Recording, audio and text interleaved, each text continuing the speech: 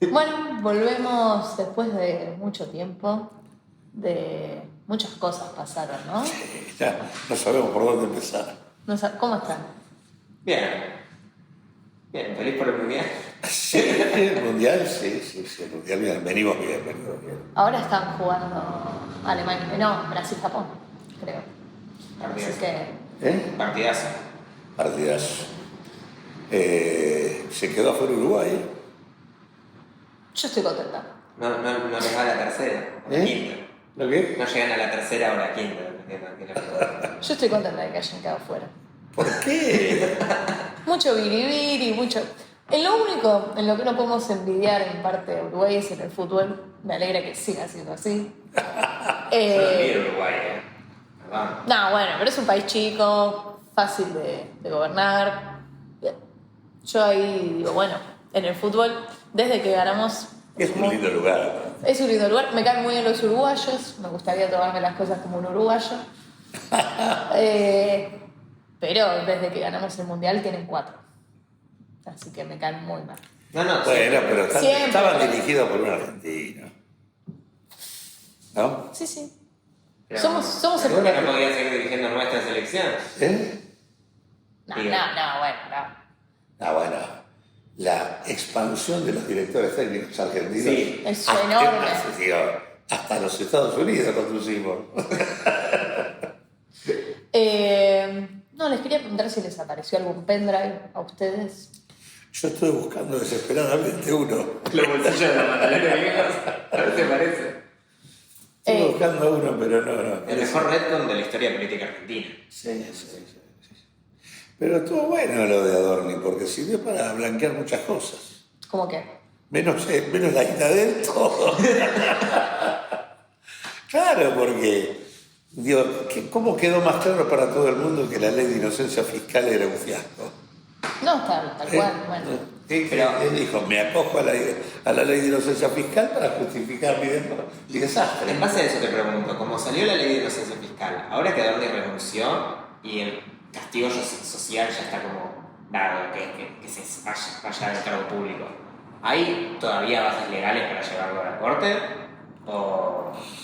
¿O con esta nueva No, ley? yo de no soy, inocencia fiscal? yo no soy abogado, pero dicen que más allá de que la ley de inocencia fiscal lo podría beneficiar desde el punto de vista de que él es un evasor, o sería un evasor, no lo beneficia, o sea, no cambiaría eso mucho el tema de la cuestión de la causa por enriquecimiento ilícito. Que en eso tendría dificultades igual. O sea, lo que sí le resuelve la ley, lo que te resuelve la ley de inocencia fiscal es que él no tiene que explicar ese dinero de dónde salió. Pero si salió del Estado, sí. No, él tiene que explicar cómo pudo hacer para tener el comportamiento de gastos que tuvo a partir de la asunción como funcionario. Pero que la plata que se encontró y que tiene o que tuvo, eso no tiene que explicar nada. O sea, él eligió aparecer como evasor. Por otra parte, lo hizo en el marco de la ideología libertaria, Por eso, sí. ¿no? De la ideología de Milei, que dijo que son héroes los evasores, los que fugan capitales. Así, bueno, él dijo, yo soy un héroe. Y de hecho Milei lo sigue considerando un héroe. Hasta hoy ha dicho, la justicia todavía no ha dicho nada. Así que, de acuerdo a lo que de alguna manera entiendo, lo que se corrió simplemente con eso es el tema de sus problemas impositivos, de tener que explicar el origen de sus fondos. Ahora, el tema del enriquecimiento ilícito todavía está pendiente. ¿Crees que hoy en día le sigue pegando a Milei esto o ya está? Es borrón y cuenta nueva. Yo creo que a Milei le pega el intento, mejor no el intento, la decisión que tiene desde un comienzo que llevar adelante el proyecto oligárquico que lleva adelante. Y de hecho, como él ingresó en una fase de fuertes reformas estructurales que van muy a fondo, reforma laboral, glaciales, inocencia fiscal, todas las cosas que venimos que venimos discutiendo, todo el RIG, el Super RIG, todo, una reforma, la propuesta de reforma tributaria, todas esas reformas estructurales le han implicado un costo importante al gobierno. No al proyecto, para el proyecto son centrales. O sea, para la consolidación del modelo extractivista que lleva adelante el proyecto oligárquico, de una Argentina orientada a una salida exportadora de recursos primarios, sin desarrollo industrial y con un objetivo de garantizar los pagos de deuda pública, para esa Argentina el modelo sigue como un relojito. En ese proceso Milei va perdiendo legitimidad. Y de hecho, además, todas estas cuestiones agregaron de manera ya manifiesta que Milei no tiene nada que ver con aquel que dijo vengo a terminar con la casta y demás. Creo que queda claro que Milei es parte de esa casta que él quiso denunciar, y en este sentido creo que eso le ha valido una pérdida de popularidad, de imagen y demás. Ahora, creo que en tanto y en cuanto no hay una alternativa clara a Milei, esa caída, esa pérdida de popularidad y demás se frena. ¿Pero no crees que hay una cierta canalización de esa caída de popularidad, por ejemplo, en figuras como Miriam? Sí, pero son cosas muy menores en términos de una alternativa política que pueda... Yo creo que más bien lo de Miriam lo que refleja es que Miriam sea la dirigente que aparece hoy con mejor imagen, me parece que más bien revela que la gente busca algo nuevo, está buscando algo distinto, más allá de que Miriam lo pueda expresar o no. Pero también Miriam tiene 42% de imagen positiva, supongamos, Patricia Bullrich le está pisando a los talones, tiene 41, 40, que son las dos primeras.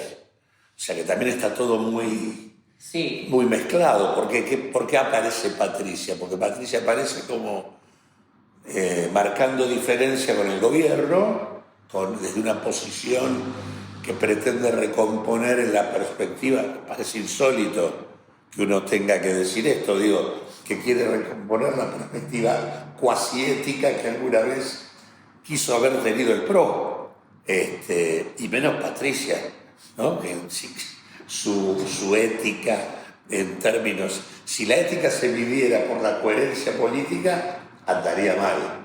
Pero bueno, es alguien que no la han encontrado en curros ni en cosas importantes de esa naturaleza, más allá de que nadie ha explorado en profundidad sus vínculos con el Estado de Israel y demás, que me parece que por ahí podría haber grandes cosas. Sabemos que además que los jueces como que si ven un legajo que tiene el nombre de PRO en el legajo, como que no tienden a abrirlo.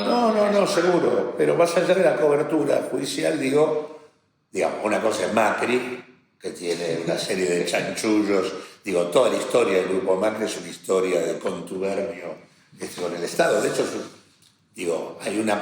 la corrupción tiene que ver con varias funcionalidades. Una es el enriquecimiento ilícito de los funcionarios, pero también los sobreprecios que el Estado paga en algunos momentos a grandes grupos empresarios fueron palancas de procesos de acumulación. Bueno, Bullrich no estuvo metida con una de las farmacéuticas, un grupo medio farmacéutico en su momento cuando fue todo el quilombo del 3% de Karina. Ahí sí ella tuvo unos quilombos, ¿o no?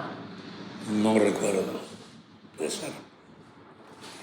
Pero lo que digo es, más allá de que pueda haber tenido, no es alguien que haya aparecido muy involucrada. El símbolo de Macri, el símbolo del grupo Macri, es un grupo que crece a la vera del Estado, ¿no? Tiene un crecimiento monumental en términos de cantidad de empresas durante la dictadura militar.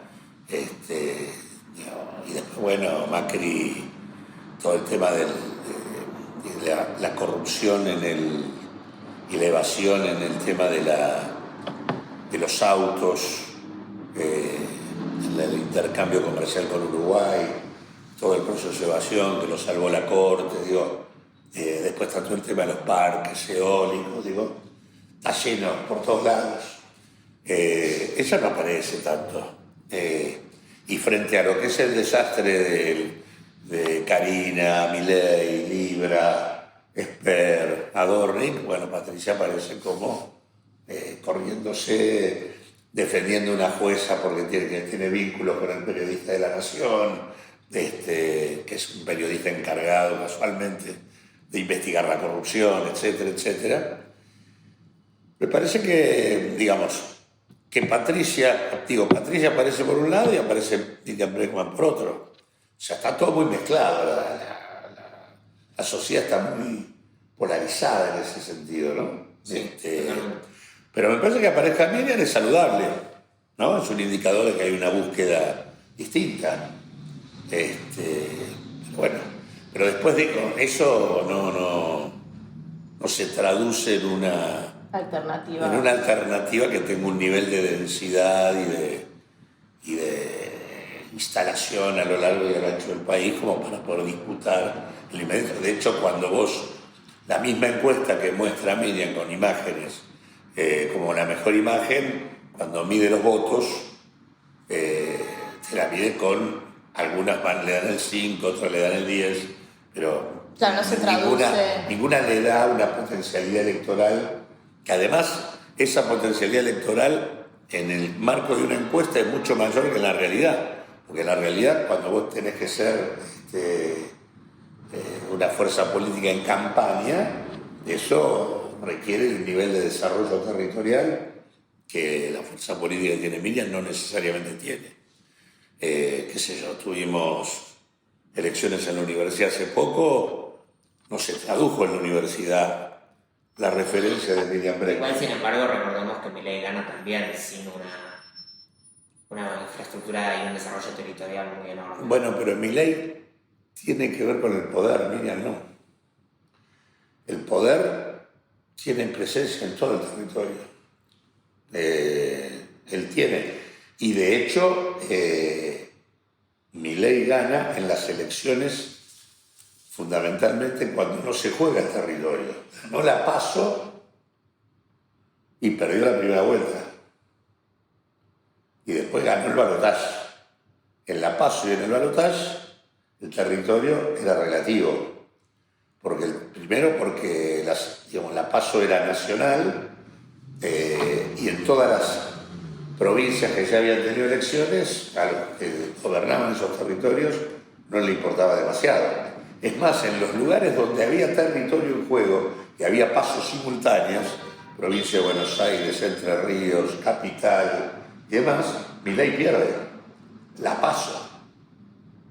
Ahora, gana casualmente porque no hay discusión territorial ahí. En el caso en la primera vuelta, donde sí es elección nacional, está en disputa todo el territorio, gana Massa. Y después en el balotaje vuelve a ganar Milei cuando no hay territorio de discusión. Pero Milei es además el poder, ¿no? Es el poder interesado en que gane una oferta de esa naturaleza.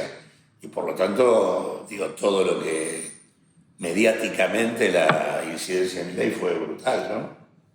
Así que en ese sentido no es lo mismo para una fuerza política que es ajena al bloque dominante de poder en la Argentina participar de una elección que aquella que está inscrita en los intereses que el poder tiene. ¿Crees que la gente, en la inflación en mayo fue menor que los meses anteriores? Se indicó una suba del PBI.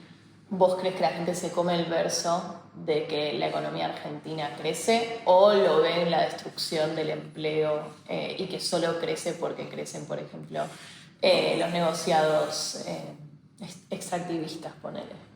No, yo creo que la gente siente que, de hecho, toda la opinión pública que revelan las encuestas sobre el tema de la sensación económica es negativa. La gente no ve una perspectiva positiva. En todo caso, lo único que valora la gente es que no hay un fenómeno de aceleración inflacionaria. Ni siquiera te digo que no hay inflación, que no hay aceleración inflacionaria. Entonces, como digo, hay una situación de cierta... y lo valora cierto segmento, ¿no? Pero porque en realidad lo que ha pasado en el último tiempo es que lo que ha tomado prioridad en la opinión pública es el empleo y los ingresos. No se llega a fin de mes. Por lo tanto, la destrucción del empleo y lo poco que se gana con el trabajo y la necesidad de trabajar más, el pluriempleo. ¿Y sube la informalidad? Informalidad ha venido subiendo desde que asumí mi ley. Hoy, si vos sumás desempleados, cuentapropismo informal y asalariados informales, tenés más de la mitad de la población laboral. Y desde que asumió mi ley, vos tenés una destrucción de casi 300.000 puestos de trabajo registrados y lo único que aumentó es el monotributo. La única categoría ocupacional que aumentó es el monotributo, que aumentó 172.000 personas entre el 2023 y el 2025. Que deben ser personas que pierden su categoría. Una parte de los que pierden, o sea, ¿por qué no se manifiesta los 300.000 puestos de trabajo registrados en un aumento mucho mayor del desempleo? En parte porque algunos consiguen trabajo registrado y en parte porque la gran mayoría se transforma en monotributista, cuentapropista, emprendedor o lo que fuere, las plataformas, el Rappi, el Uber, etcétera. Todo eso absorbe una cantidad, pero obviamente son todas alternativas que no sustituyen el ingreso que esa persona tenía. Por eso es que en paralelo aparece el pluriempleo. En paralelo con la destrucción del empleo formal y el aumento de la informalidad, aparece el pluriempleo. Entonces, y tenés prácticamente 2.700.000 personas, que es más del 12% de la población laboral, que tiene más de un laburo. Y tenés 900.000 personas que trabajan jornadas de entre 13 y 16 horas. Y tenés 5 millones de personas que trabajan más de la jornada legal. O sea, están sobreocupados. Y tenés un 24% de la población que busca laburo todos los días, aún teniendo laburo. O sea, vos tenés 7,3% de desocupación, pero tenés 24% de la población buscando trabajo. A pesar de que se tiene trabajo, se sale a buscar laburo. O sea, es la cuarta parte de la población laboral busca laburo todos los días. Entonces, y todas las categorías laborales han perdido ingresos desde que asumió mi ley para acá. Ninguna está por encima de noviembre del 23. Ni los trabajadores del sector privado, ni el sector público, ni nacional, ni provincial. Digo, el promedio de ingresos en la Argentina está por debajo de la canasta de pobreza. La canasta de pobreza de una familia. Finales del 2025, la canasta de pobreza de una familia tipo estaba 1.200.000 pesos y la media de ingresos 1 millón. Y los únicos que estaban prácticamente empardando la canasta de pobreza eran los trabajadores del sector privado registrado, que estaban los trabajadores formales privados, no solo privados y estatales, tenían un promedio de 1.200.000, o sea, se acercaban a esto, porque vos tenés que el trabajador estatal nacional tiene un promedio de alrededor de 1.300.000 pesos, pero los trabajadores estatales, provinciales y municipales tienen ingresos muy inferiores. Los municipales están ganando promedios que no llegan a las 500 lucas, en algunas provincias 250 lucas, Corrientes, por ejemplo, 250.000 pesos es lo que gana un municipal. Y el promedio de los trabajadores del cuentapropista informal está en el orden de las 500 lucas.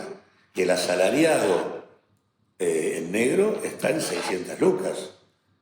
Esos son los promedios de ingresos de la Argentina. O sea, es razonable que la gente tenga...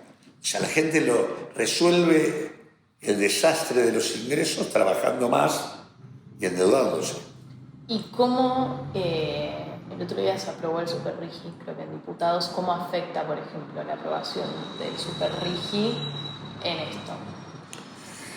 En lo inmediato no, en lo inmediato sí, porque digo, vos le estás dando a un conjunto de potenciales inversores, que habrá que ver en qué medida aparecen, un conjunto de beneficios en términos tributarios, aduaneros y demás, que hacen que el Estado pierda recursos. O sea, recursos que el Estado podría recaudar para utilizar en favor de mejorar el sistema de salud, el sistema educativo, o facilitar procesos de desarrollo de lo que fuere. Bueno, básicamente el RIGI y el Super RIGI es hipotecar recursos fiscales futuros o hipotecar exportaciones futuras que ya tienen un destino. Las divisas de esas exportaciones van a tener un dueño, que no va a ser la Argentina. Y los recursos fiscales que podría obtener el Estado van a tener un dueño, que no va a ser el Estado argentino. Y en realidad sin ningún tipo de contrapartida, porque no es que vos ahí le estás poniendo condicionalidades ni nada por el estilo. En todos los casos, tanto en el caso del RIGI, que es para favorecer fundamentalmente los enclaves mineros y petroleros, en el caso del Super RIGI es para hacer el enclave digital, todo lo que tiene que ver con data center, todo lo que tiene que ver con las primeras, sobre todo aquella cosa que demanda energía, agua, a lo pavote, zonas frías, por eso todo el tema Patagonia como la región en donde se podría hacer una buena experiencia de data center, que se supone que la visita de Peter Thiel acá tiene que ver con obtener ese tipo de posibilidades. Hay algunos que han exagerado diciendo que esto se hizo para Peter Thiel, pero lo que sí está claro es que el Super RIGI, ya sea por la escala, porque en el caso del RIGI era para más de 200 millones de dólares, acá es para más de 1.000 millones de dólares.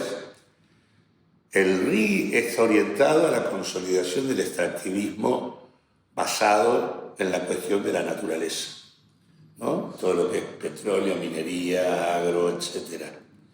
El Super RIGI es básicamente el extractivismo digital.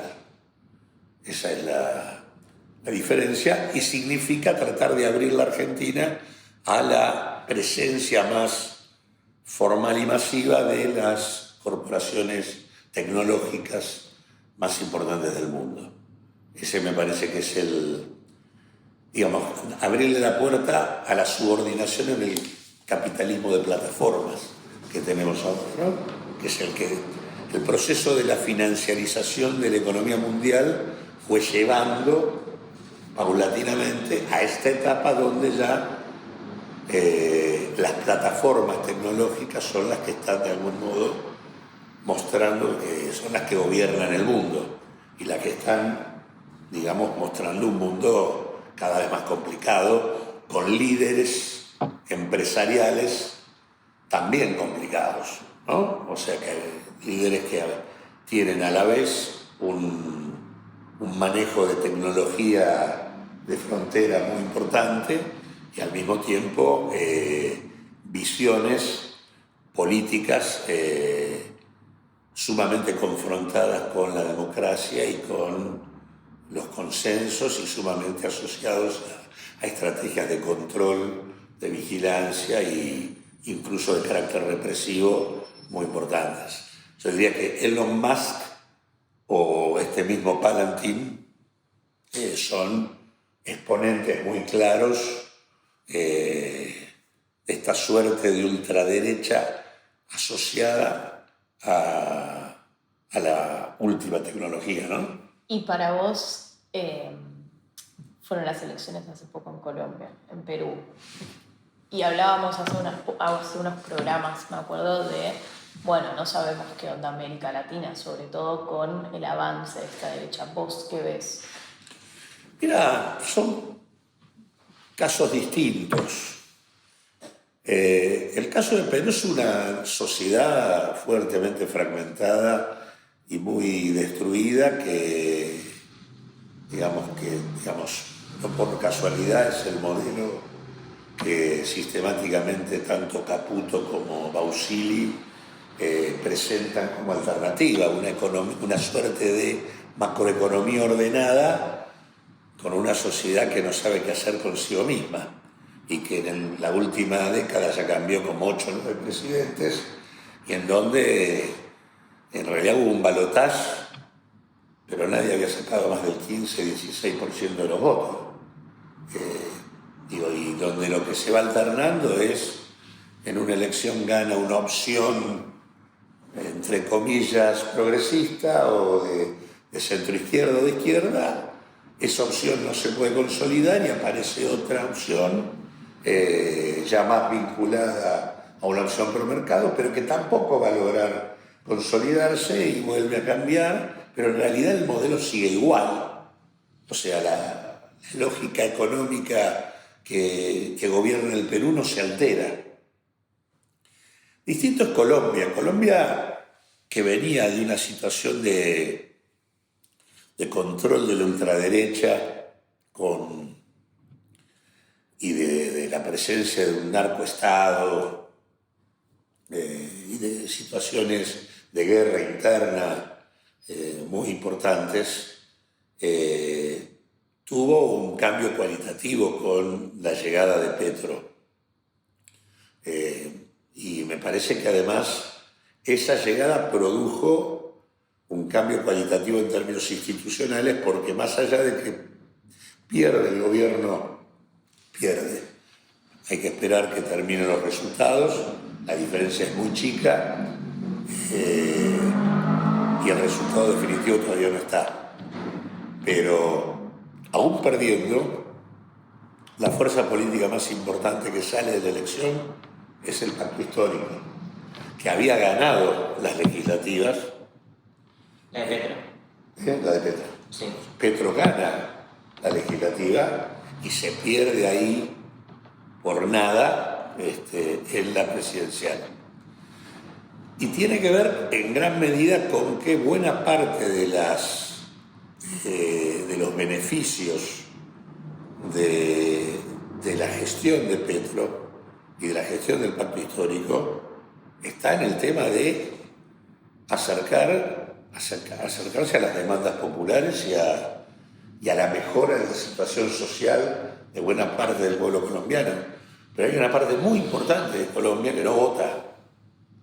Y en realidad, digamos, ellos han ido incrementando los niveles de participación, pero todavía están creo que la última elección fue del 60, 61. ¿Y por qué no votan? ¿Porque no es obligatorio o porque...? Porque hay, primero por todo lo que dije antes, el narcoestado, la guerra interna, el predominio de una derecha represiva y demás, y aparte por niveles de fractura social muy importantes.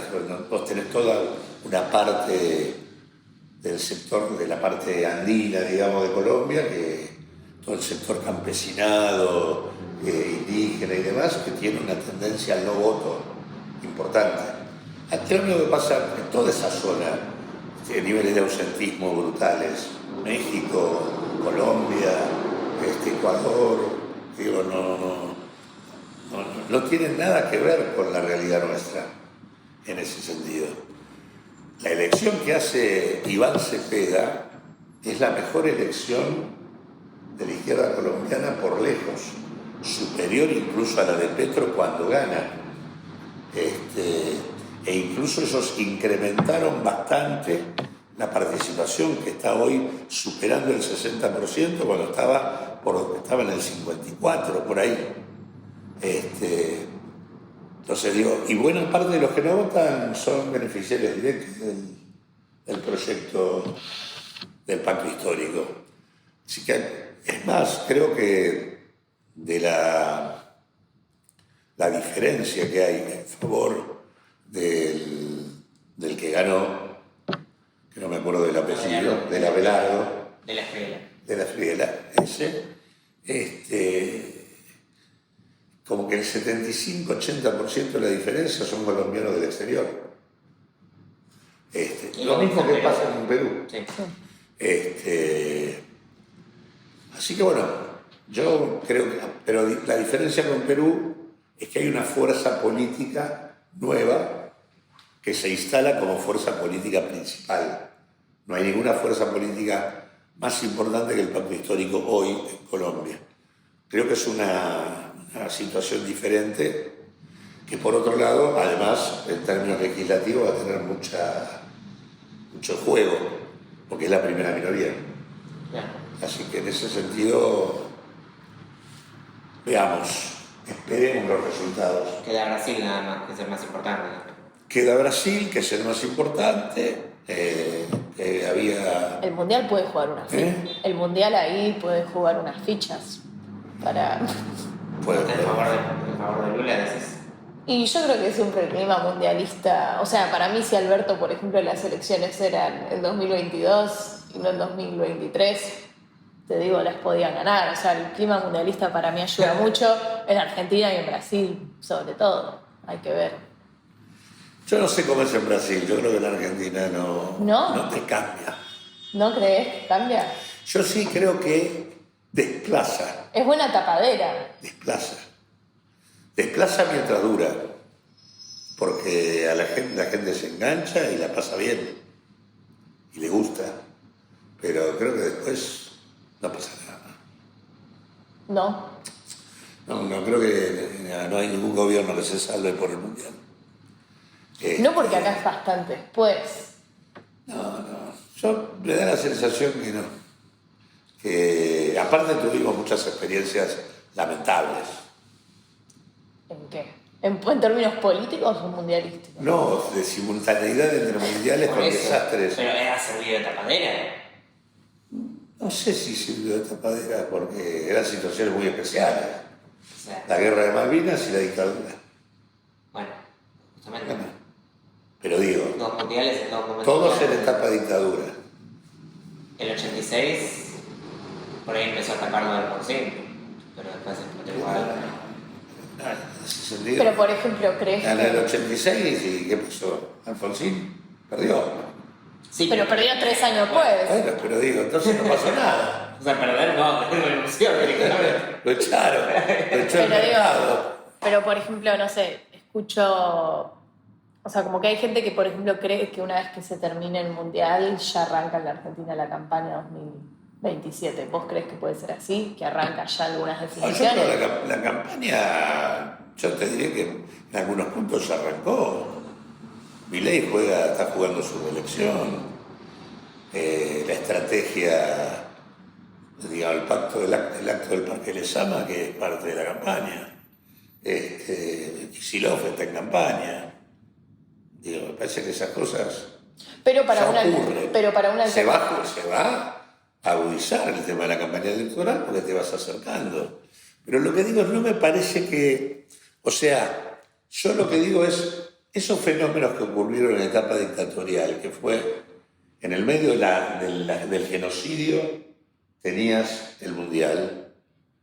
Una situación muy cuestionante para la sociedad. Pero ahí el Mundial jugó el efecto inverso. O sea... Es el inverso. No, bueno, a partir del Mundial se destaparon varias cosas también. Bueno, por eso la gente empezó a reflexionar respecto a lo que estaba pasando mientras se jugaba el Mundial. Porque apareció la Comisión Interamericana que vino a la Argentina a ver qué pasaba con la represión, porque empezaron a salir cosas en el mundo sobre la represión en la Argentina porque se jugaba el Mundial. Empezó a darse una discusión que le hizo a la sociedad, le mostró a la sociedad el carácter de desplazamiento, de encubrimiento que cumplía el campeonato del mundo. Y más aún con la guerra. Cuando en el medio de la guerra vos tenés la Argentina jugando el Mundial, en medio de la guerra con Malvinas. Entonces me parece que después de esas dos experiencias, la sociedad argentina aprendió. Y no la agarras más en el tema de que te tapo esto, te tapo aquello.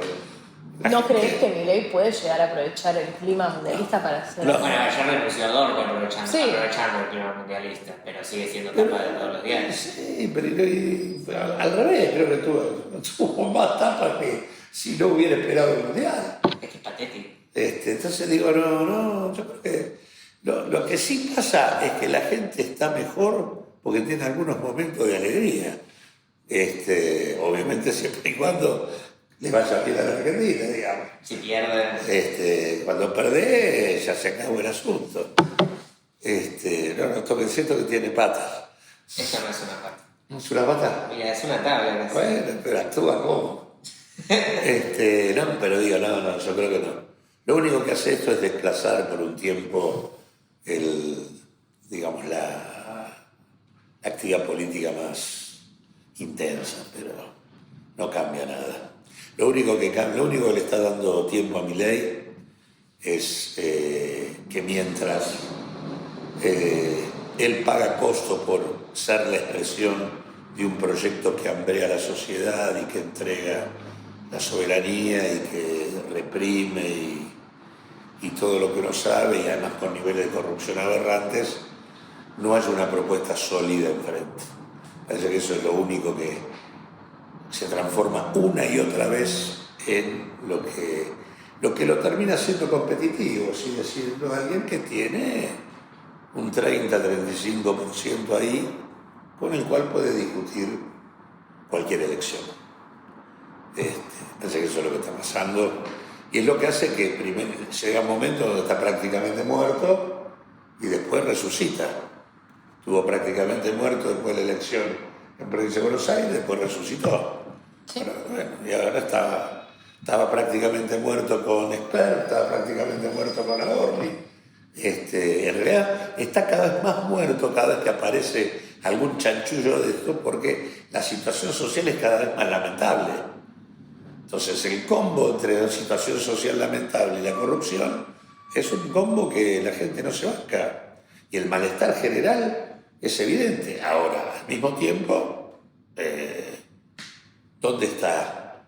Si la fuerza política más importante lo que refleja es dos referencias que se están matando entre sí, me refiero a Cristina y Kicillof, teniendo esto como la referencia, la fuerza política más importante que hay frente a Milei, si dos de los referentes principales se están matando, bueno, la capacidad de poder expresar una alternativa es muy baja, digamos, más allá de que hay una necesidad de que la propuesta que aparezca pueda marcar distancia con el pasado, si además los que tienen dificultades para marcar distancia con el pasado revelan niveles de internismo absolutamente incomprensibles,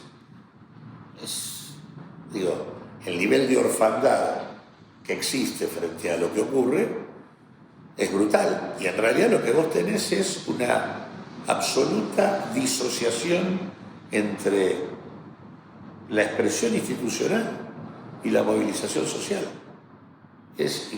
Digamos, No, sí.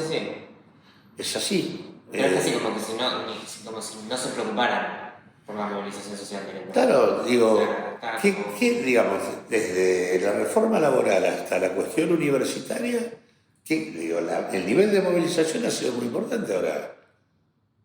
¿Quién se hizo cargo? Y encima la cuestión universitaria. Bueno, la cuestión universitaria que acaban de negociar. A eso iba exactamente ese punto. En el caso de la movilización universitaria, antes de que se haga la marcha, Milei ya te había recortado el gasto de la universidad. Pero además apareció esta discusión inentendible de que para que el gobierno diera un aumento le pedía al Consejo de Rectores el aval de firmar por el gobierno. Cuando no hay ninguna necesidad para que el Consejo de Rectores firme nada.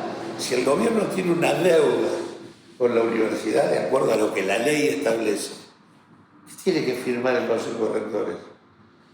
Nada.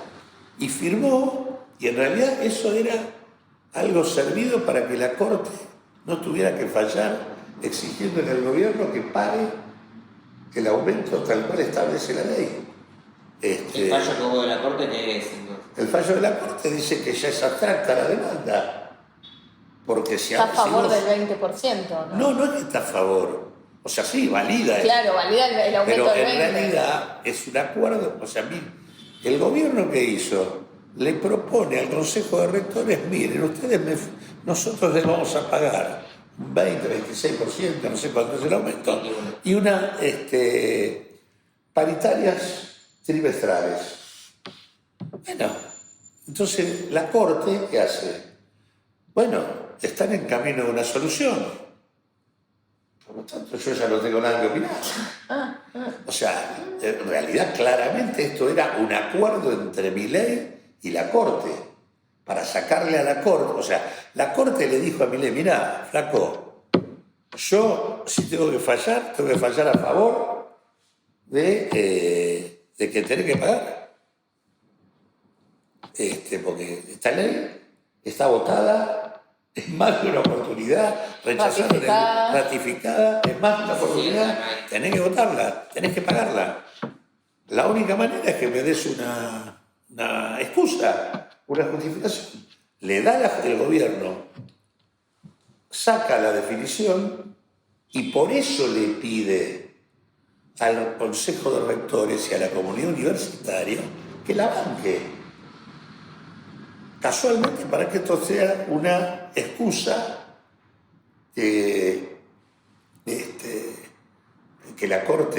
para que la Corte siga sin decir nada sobre nada.